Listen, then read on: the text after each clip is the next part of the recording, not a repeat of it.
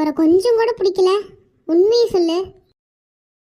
எனக்கு ஃபர்ஸ்ட் அவரை பார்த்ததும் பிடிச்சிது. அதுக்கப்புறம் அவர் பேசுறதெல்லாம் எனக்கு என்னவோ கொஞ்சம் ஓவரா பண்ற மாதிரி இருந்ததா. சரி. அதுக்கப்புறம் உன்னை அவர் சிஸ்டர்னு சொல்லக்குள்ள எனக்கு ரொம்ப பிடிச்சிருந்தது. நிஜமாவா? ஏன்?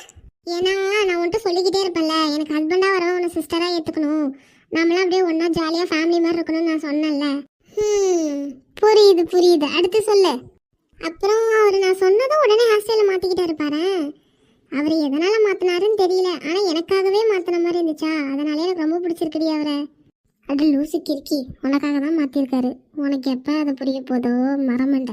சரி அடுத்து சொல்லு. கொஞ்ச நேரத்துக்கு முன்னாடி தாண்டி அவரை நான் இனிமேல் என் வாழ்க்கையில் பார்க்கவே கூடாதுன்னு நினச்சேன். ஆனால் இப்போ என்னவோ தெரில, ஒரு கொஞ்ச நேரமாக அவரை பற்றி யோசனையாகவே இருக்குடி. அவரை பார்க்கணும் போல இருக்கு. ஒரு வேளை ஒரு சின்ன வித க்ரஷ் மாதிரி